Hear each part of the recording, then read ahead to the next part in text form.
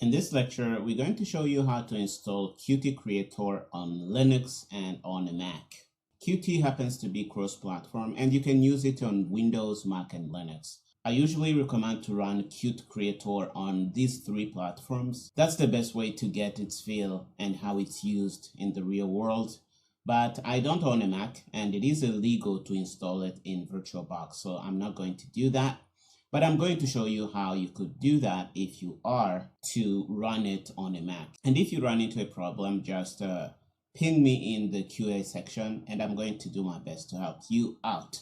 We're going to go to the official download page of Qt. We're going to choose official release and we're going to be taken here. Once here, choose Qt. We choose Qt 5.10. We choose Qt 5.10.1. And you are given the options of the files that you can download. In our case, we are on Linux, so we're going to download this one. We're going to click on this link for Qt Open Source Linux x64 5.10.1. And we're going to be given a window to confirm that we want to download the file. We're going to click OK and confirm that. And our download is going to start. Because I have it already downloaded to save time, I'm going to cancel out of this and open the terminal on my Linux machine. Okay, I'm going to show the directory I'm in by typing pwd. And you see that I am in my home directory. So I can cd into my download folder and do an ls to show the files in here, and you see my downloaded file. You can hit LSALH to show the files in the folder and other pieces of information on the file. You can see the size of the file, you see the name of the file, you see the permissions to the file. Now you see that this file is not executable. We want to make it executable, and we do that by typing chmod +x and typing the name of the file. You can just type Qt here and hit tab to have the name of the file auto-completed. When you're done, hit enter. And if we do an LSALH again, you're going to see that the file turns green and you see the permissions are different. Now we have X everywhere, which means that anybody can run this executable file. Now what we're going to do is run it. Okay, we hit // and type the name of the file, hit enter, and you see that we have the same window we had on Windows. Okay, so we're going to do the same thing. We hit next, and we're going to skip out of this Qt account thing.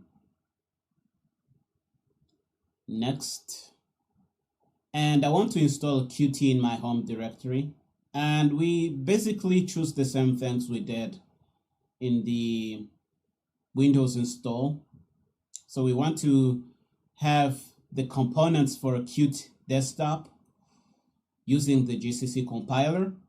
I also recommend checking the checkboxes for Android x86 and Android ARM v7. Because in this course, we are going to run our applications on Android. We mainly need x86 because it makes it very fast to run your applications on virtual devices.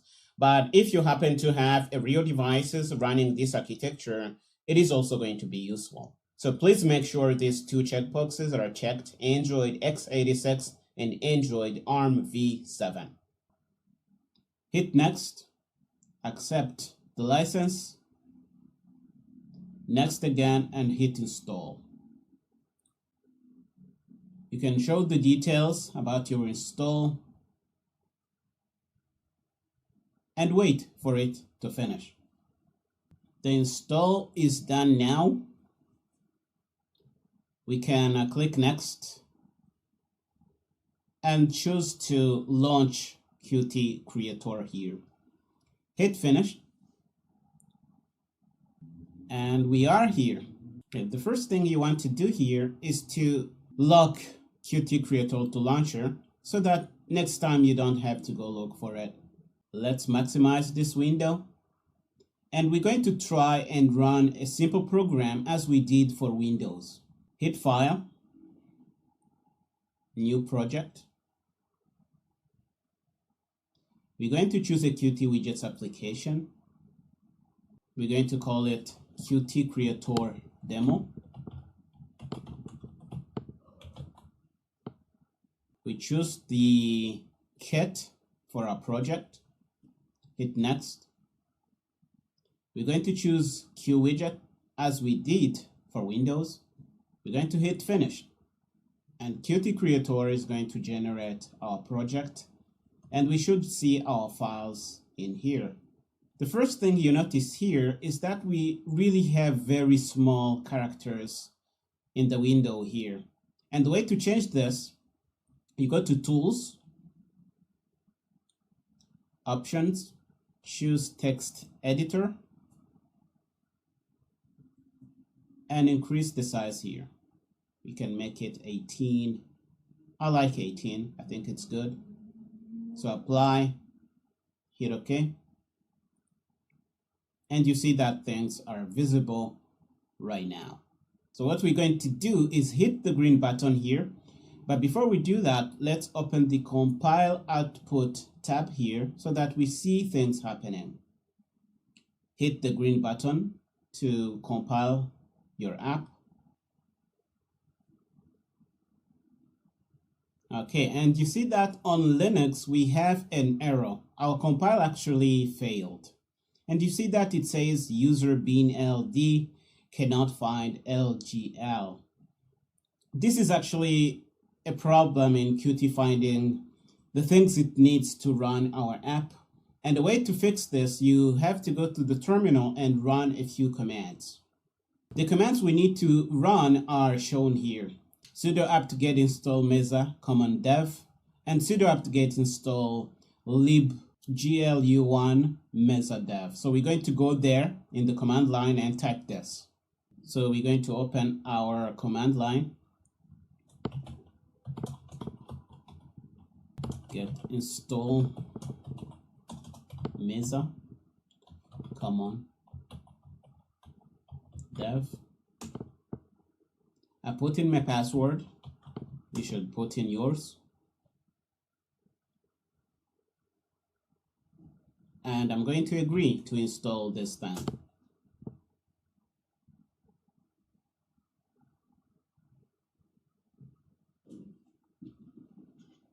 This is done. Do sudo apt get install libglu1 mesa dev.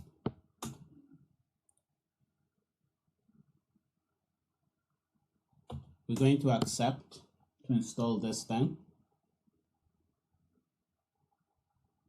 Okay, this is done. Now if you go back to Qt Creator and run the app again,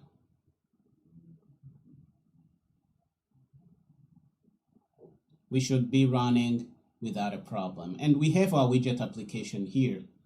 I know it's not very visible on Linux here.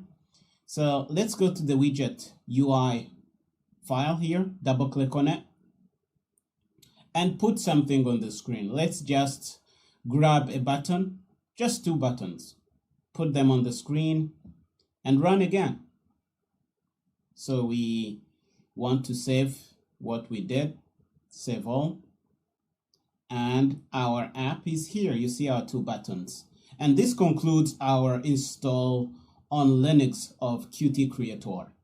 Okay, now that you have it running on Linux, I'd like to show you how to do it on macOS, but I don't have a Mac.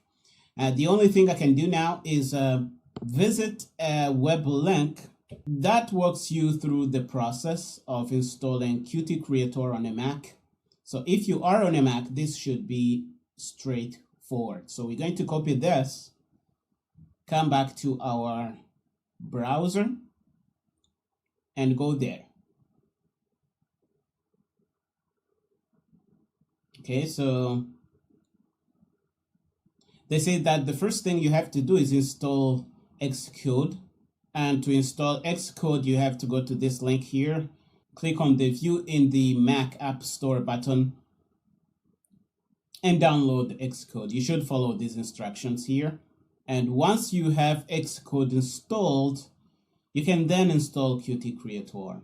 You have to install Xcode because the tools that are used to compile your app come from Xcode. They are bundled into Xcode, and there is no other way to install them separately. After you have Xcode, you're going to install Qt Creator. You go to the download link here, and you choose to download for the Mac, and you install it as you see here. These are the things we just did. And after you install it, you should be able to create a project and run it as we did. If you face any problem doing this on a Mac, please ping me and I'll try and help you get across this. And this closes our tour of installing Qt Creator on your platform of choice. In the next lecture, we're going to look at the user interface of Qt Creator and try to get more familiar with it. I'll see you in the next lecture.